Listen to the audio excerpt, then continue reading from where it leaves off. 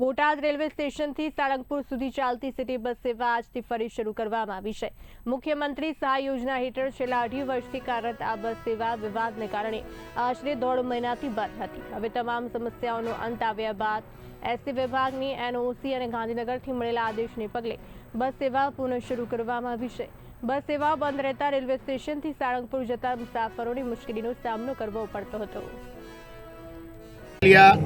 અમે સુરેન્દ્રનગરથી રેગ્યુલર લગભગ 4 થી 5 વર્ષથી અપડાઉન કરીએ છીએ દાદાના દર્શન માટે।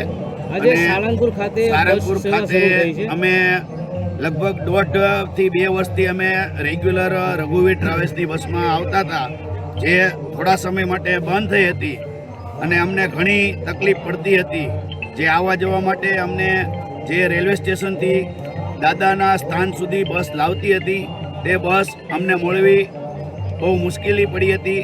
પણ આજથી શ્રી કષ્ટભંજન દેવ અને દાદાની કૃપાથી આજથી જે રઘુવીર ટ્રાવેલ્સવાળાએ જે બસની સુવિધા જે બોટાદ રેલવે સ્ટેશનથી સારંગપુર મંદિર સુધીની સુવિધા જે ચાલુ કરી છે અને તે સુવિધા બદલ અમે શ્રી ટ્રાવેલ્સ એટલે રઘુવીર બસનો તથા મુખ્યમંત્રી યોજનાનો બંનેનો આભાર જે આપણે રઘુવીર સિટી બસ મુખ્યમંત્રી સહાય યોજનામાં 2.5 વર્ષથી સાળંગપુર રેલવેથી સાળંગપુર ચાલતી હતી બસ, પણ થોડાક વિવાદોને કારણે થોડાક ટાઈમથી બંધ હતી, આશરે 1.5 મહિનાથી। પણ બધી સમસ્યાનો અંત આવી ગયો છે અને એસટીની એનઓસી પણ આવી ગઈ છે અને ઉપરથી ગાંધીનગરથી આદેશ પણ આવી ગયો છે। એટલે આજથી અમે ફરીથી શરૂ કરવા જઈ રહ્યા છીએ રેલવેથી સાળંગપુર। જે પેસેન્જરોને મુસાફરોને હાલાકીનો સામનો કરવો પડતો તેનો આજથી અંત આવી જશે અને પેસેન્જરોને મુસાફરો ટાઈમસર બસ મળી રહેશે અને હાલાકી નહીં ભોગવવી પડે।